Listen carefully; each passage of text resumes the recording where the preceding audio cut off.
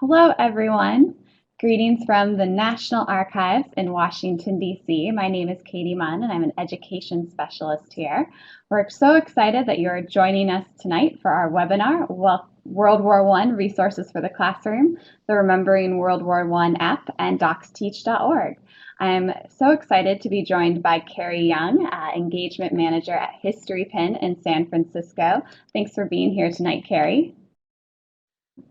Looking at our poll results, it looks like you teach this topic in a variety of wonderful ways, whether it's looking at primary sources, conducting simulations through lectures and textbooks, videos. There are a lot of wonderful resources out here, and we hope that after tonight's webinar, you will leave with even more tools in your toolbox for approaching this topic in your classroom in an engaging way. We're going to start by looking at Remembering World War I, which is an app that invites audiences to explore, collaborate, and engage with the archive's extensive collection of World War I moving and still images. This app is part of a national collaborative effort with Historypin, so I'm going to hand it over to Carrie to give us an overview of this application.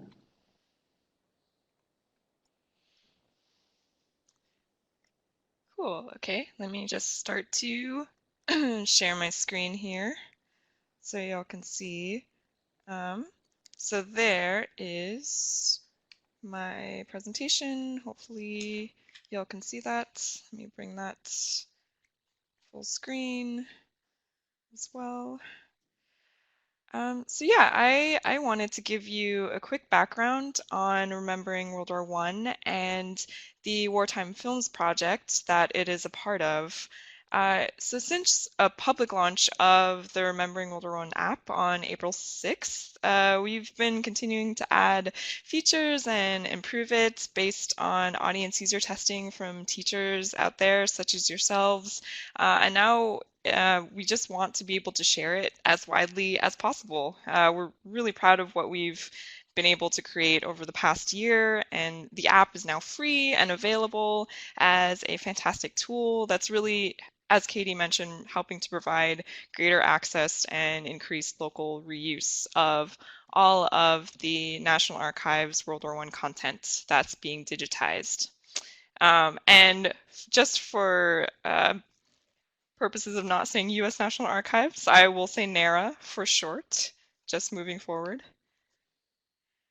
So this app pilot is part of the larger Wartime Films project. So as a result of a grant from an anonymous donor, NARA has been digitizing this really rich collection of early 20th century and World War I era content over the past few years. And much of it is really never before seen by the public. And this includes over 100,000 photographs and also several hundred reels of film originally shot by the U.S. Signal Corps in the 1914 to 1920 timeframe. And so we just really want to make sure that all of this expertly digitized content is reaching different audiences, which is the focus of the larger project itself. And that's why we at Historypin were brought on as partners to help lead this engagement effort. And really short background on us, we partner with institutions to run community-led engagement efforts around local history and heritage, really with a focus on social impact. And just looking at these photographs, it's just a look at some of the motion picture preservation team at work at the National Archives facility in College Park, restoring and digitizing some of the films that we're now sharing through the app, doing some amazing work. And so the Remembering World War I app pilot is a major component of this larger project. So with the rich World War I films and photographs available for reuse, kind of in light of this year's 100-year anniversary of the US entering World War I, we chose to tie into that renewed interest in the conflict and also to local and national efforts focused on the centenary. I just want to show some examples of the NARA films and photographs that we're sharing in the app, so you have an idea of some of the richness of the sources available and the themes that we can help our audiences explore, that we'll also dig into a little bit deeper later. This is an amazing photograph of the Women's Machine Gun Squad Police Reserve in New York City during World War I. We also have an opportunity to explore race relations at that time, compare life for minorities in service to life on the home front, to take a look at the diverse regiments who served in the war as well.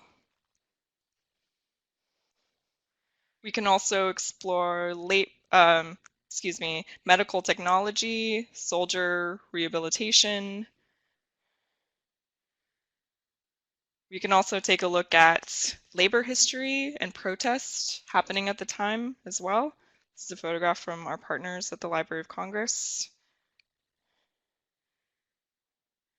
We have many, many great films of training on the home fronts, like this one depicting chemical warfare training in Camp Upton in New York.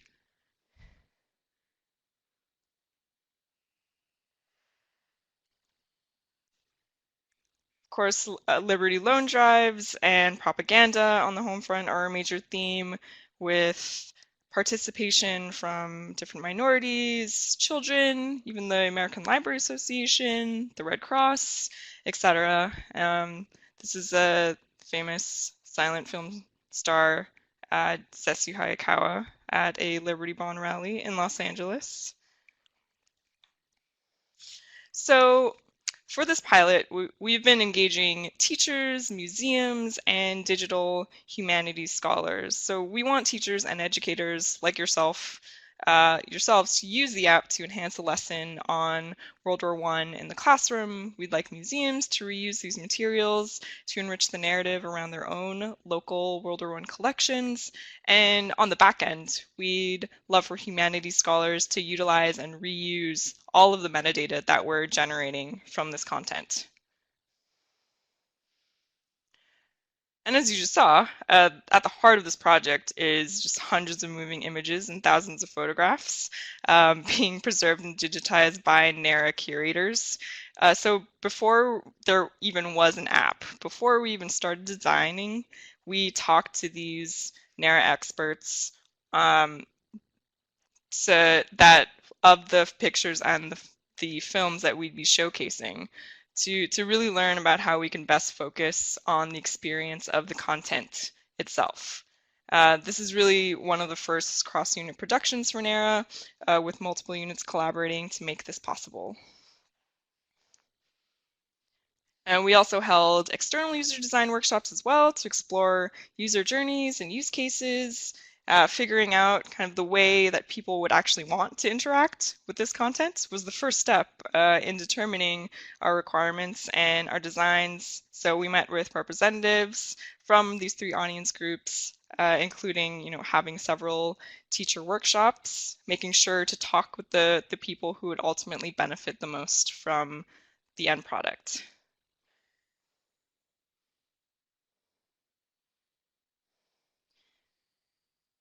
And we're also fortunate to have the opportunity to partner with the Library of Congress and the Smithsonian Museum of American History, who each provided their own original World War I records for the app. So this project is really the perfect opportunity to combine these rich, openly licensed, reusable content from across national institutions in commemoration of the centennial. And so them and our distribution partners that you can see here are really helping to ensure that our audiences are connected to this extensive collection of resources. So a little bit into the app itself now. So with World War I as our focus, our priority was to really gather collections together in a way that would enable people to tell stories. And though I don't need to tell you all this, Teachers and museums place significant importance on understanding historical documents, constructing theses, finding documents to help explain those theses. So understanding this from our user design process helped us to start identifying goals for an application that would really speak to both of these target audiences and the ways in which they would want to engage with these records. And as you can see here from the screenshot, we've been working to create themed collections based on World War I subjects recommended during our app teacher workshops. And these collections will provide jumping off points for content discovery and can serve as inspiration for you. And to date, we have about 80 collections in here for you to go through. And all of the films uploaded into the app have been segmented into clips for easier reuse. Many of these clips have been enriched with additional location, subjects, and date information based on newly digitized production files or shot lists for each film. Yeah, and let me tell you, it's pretty amazing to go through these original shot lists that are giving scene by scene information of who's in the clip, where it's taking place, etc. And this is really the first time that those original documents are being associated with the films themselves for an enriched browsing experience. And as teachers and educators, you can create your own narrative collections, reusing any of the NARA or partner content within the app. And this is an example of the edit collection screen within the app, how you can give it a title, say who created it, a description. You can add different chapters if you'd like to break up your collection narratively that way. And a quick note of about signing up. If you are a teacher, please be sure to just click the I'm a teacher, the box next to I'm a teacher, and that will ensure that any collections you create and any collections that other teachers create will be gathered in a dedicated section. So you'll be able to more easily find what other educators are creating in the app. And so we're seeding as much of this content as possible through our platform on Historypin, which is location-based. So this gives you an additional way to access the contents. If you do not have access to tablets in your classroom, for example, you will be able to find all of the same thematic collections here on Historypin as well. And I'll go over this again a little briefly towards the end, but just wanted to mention that now. And as you can see, that's the same piece of content within the app that was on Historypin. And you can also download the app and find additional resources, and also, as you can see, some World War I topics on the National Archives website at archives.gov. So this is just another place where you can access more resources. And I will share this at the end so you have all this information together. And lastly, I just wanted to mention that we held a recent workshop on creating documentation for how teachers might use these primary sources as part of a lesson in the classroom. And we're in the process of getting these up here as well. So this is another place where you'll be able to find those. So now I'm going to stop sharing my screen. And now I think it's a great opportunity to take a closer look at one of the photographs that is featured in the app and do a bit a closer analysis of that. So I'll hand this over to Katie. Great. Thanks, Carrie. Yes, we have a lot of incredible resources in this app. So the next question is, how do you bring these into the classroom and how do you have your students engage with these resources? One easy way, of course, is to introduce document analysis. Here at the National Archives, we have a couple of tools in the form of worksheets that you can use to help your students engage with primary sources of all types. Here we have our document analysis worksheet for novice or younger students, as well as one for intermediate or secondary students. These worksheets take students through the same four sets of questions, the same themes of questions, no matter what type of primary source they are looking at. They start with observations, meeting the photo, observing its parts, trying to make sense of it, and then using it as historical evidence. Back over to Carrie because we also want to show some additional ways to explore the app in your classroom and hear from you different ideas you might have for how to bring this in to your schools.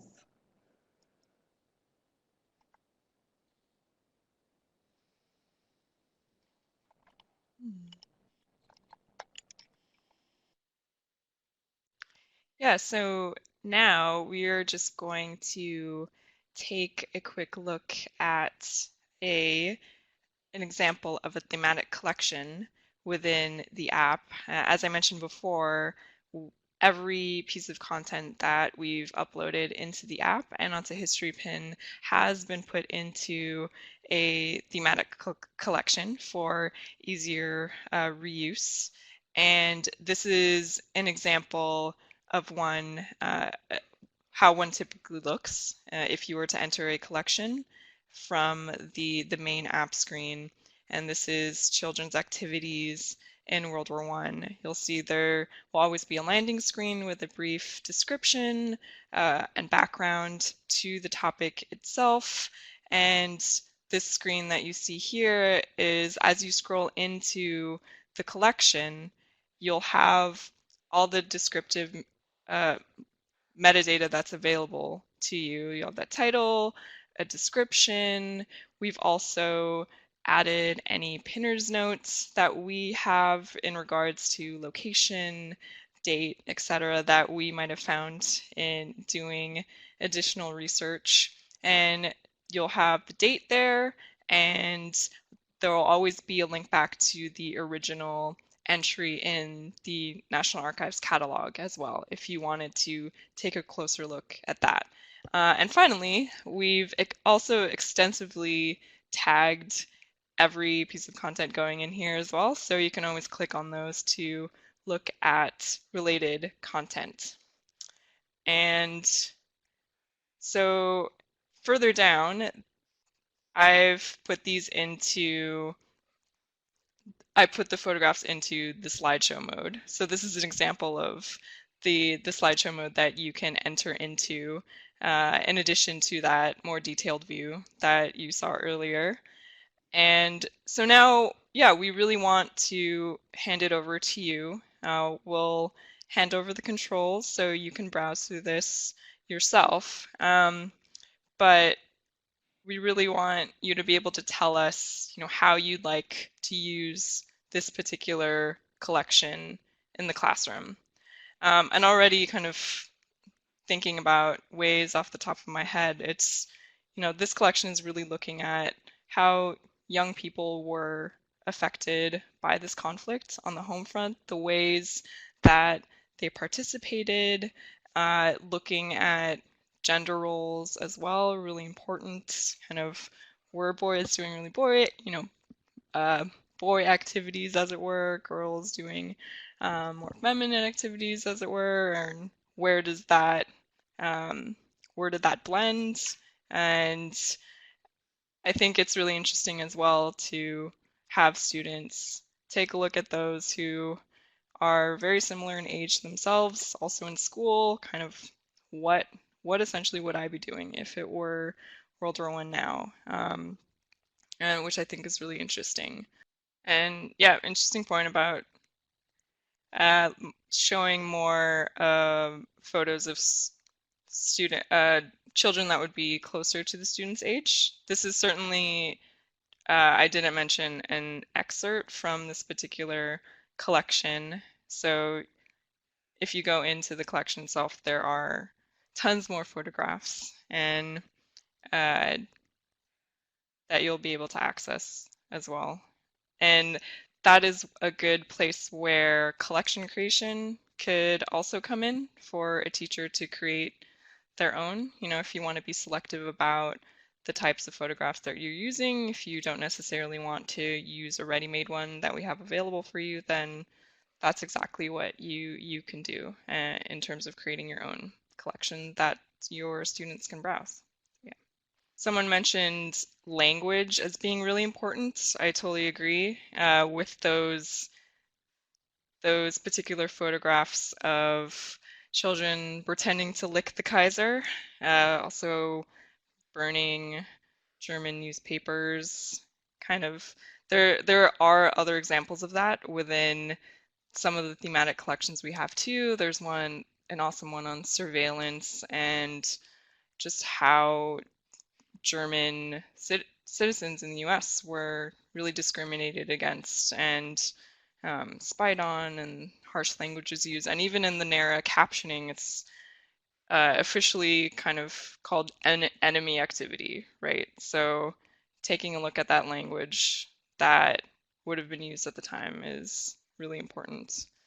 Um, but these are great. These are awesome. So thank you for sending in these suggestions. There's some really great ones. And yeah, again, these are just one of the many collections that you'll have available to you, both within the app and on Historypin. So again, if you don't have access to tablets in your school or in your class, you are free to go on Historypin to have them access these exact same collections on there as well.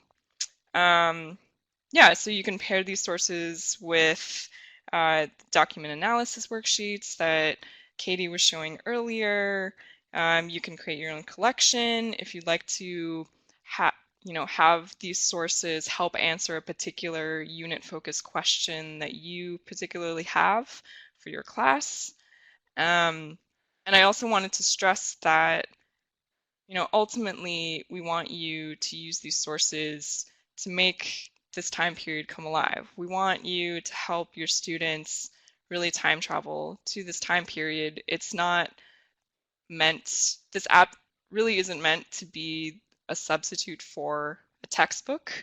There will certainly, and Katie will show you, all these other fantastic resources that you can use to pair with this app, but this app is really giving that visual experience and making that time period come alive, is and they're there for you to build your own narrative around them.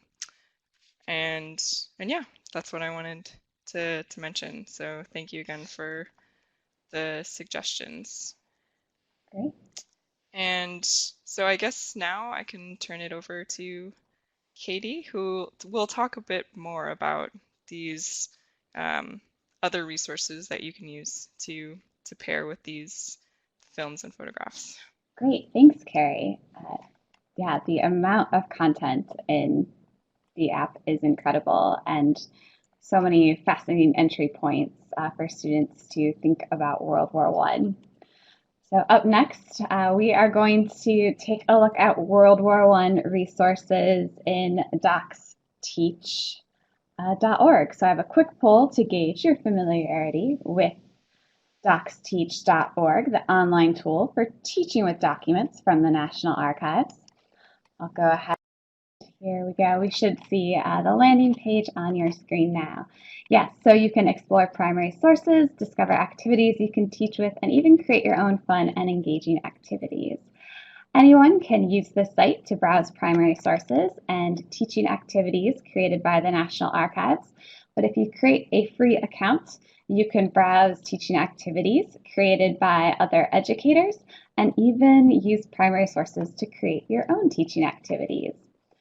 The activities in DocsTeach range from those same document analysis questions that we saw on the worksheets to activities that get students in that step of using primary sources as historical evidence and really looking at primary sources like historians and linking docs together to see cause and effect, and then fitting pieces together to see the whole story. There are many different tools that hit different levels of Bloom's taxonomy and historical thinking skills, and we'll take a look at a couple of examples. But I want to show you how to find the World War I resources. If you go to popular topics, you can see we've compiled a lot of great topics here for you to explore, but there's a page all about World War I. On this page, you will find primary sources arranged by topic, as well as teaching activities, as well as a link back to the Remembering World War I app.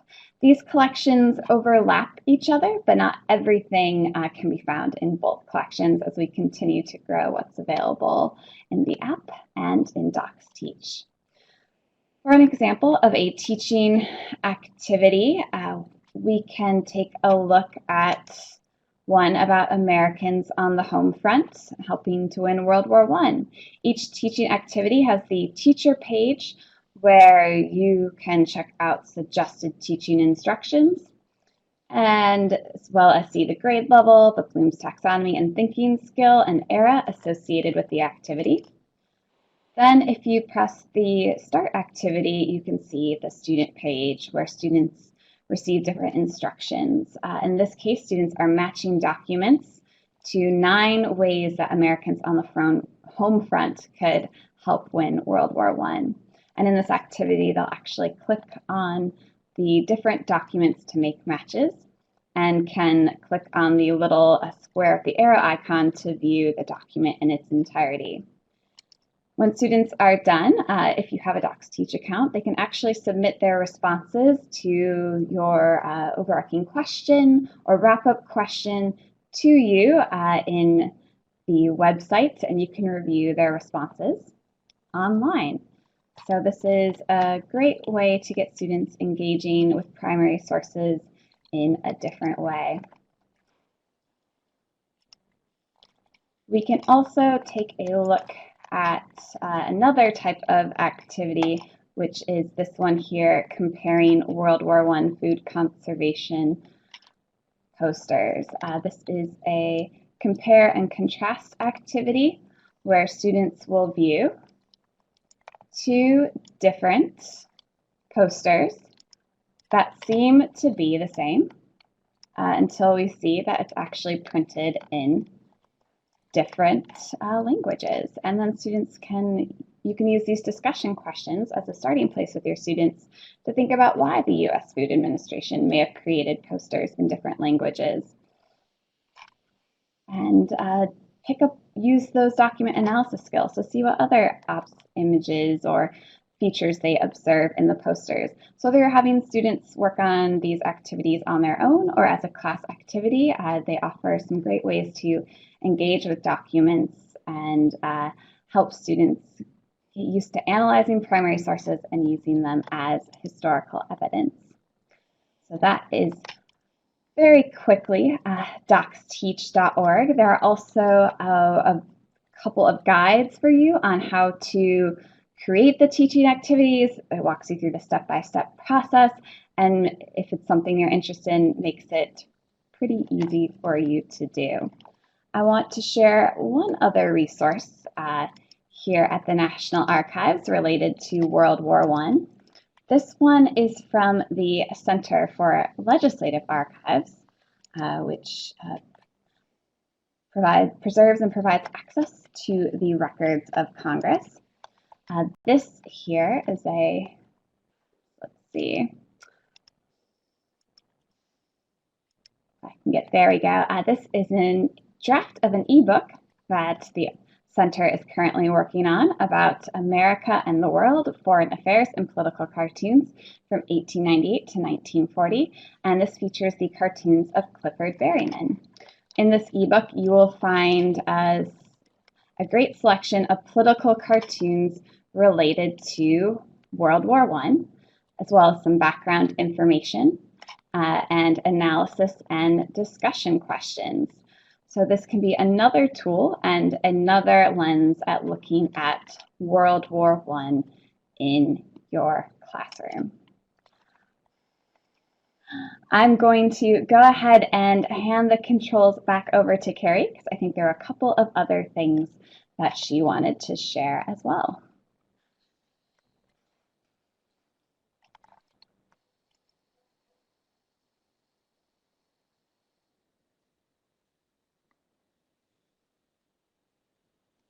Mhm.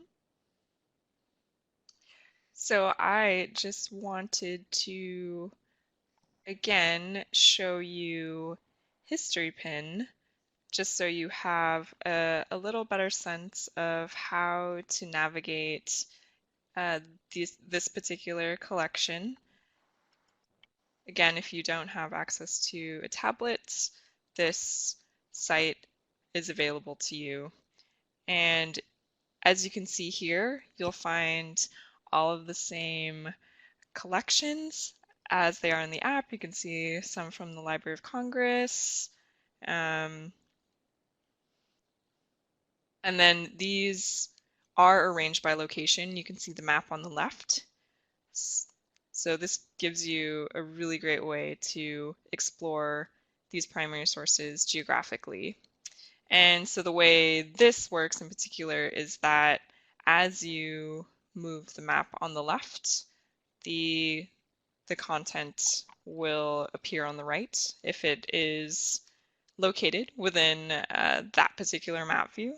So if I want to zoom in and just take a look at that, those couple pieces of content in Florida, that's kind of how you would narrow that down. And there's a filter at the top as well, and these are arranged by most popular, but you can also look at recently added, A to Z, and also want to go into one of these collections. So here are some propaganda posters, very much like the ones Katie was just showing you. This is a look if you went into the collection. You can see all of the posters here. If you click on anything on Historypin and you scroll down, you'll see that there is the description, who contributed it, the rough dates, a rough location, all the tags, all of the metadata, the fact that these are amazingly in the public domain, as is everything else within this collection, who created it, which government organization did, the link back to the catalog. So again, all of the same information that you'll be finding within the app as well.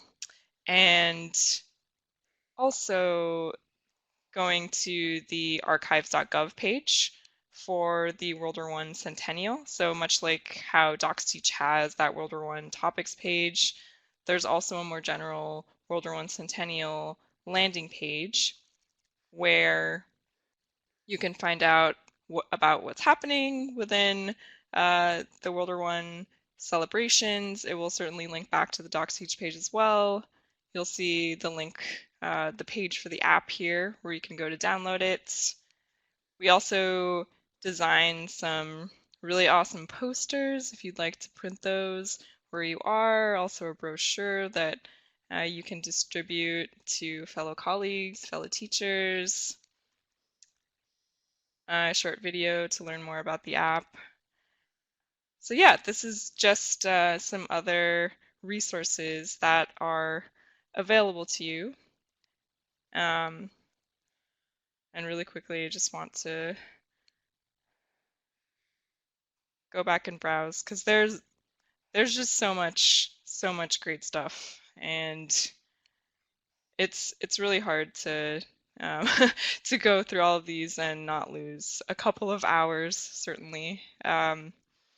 Something you can do in the app and on Historypin as well is if you want to filter by only films or only photographs, you can do that. So you can type in video to only see film clips. That there.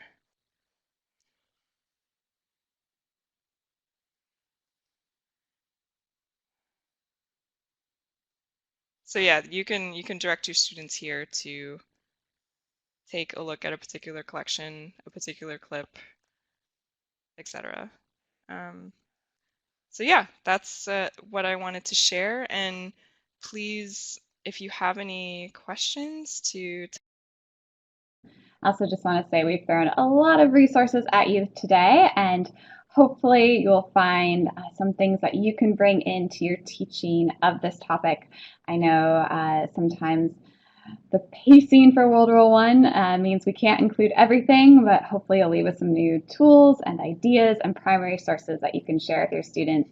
And I think there's a way both these resources can work together, whether it's using Docs Teach to take a closer look at primary sources that students have discovered in the app, or having students utilize the app as an introduction to a variety of topics or to conduct their own research on World War One. There's a lot of ways these two tools can have some interplay together. So thank you so much for joining us this evening. We appreciate you taking the time to chat with us and to learn about these resources. yeah, and thank you so much again for coming in and viewing what we have. It is a lot of amazing stuff, and wanted to just reinforce it's all free, it's all in the public domain, so it is really here for you to use in any way that you can. So yeah, thank you again.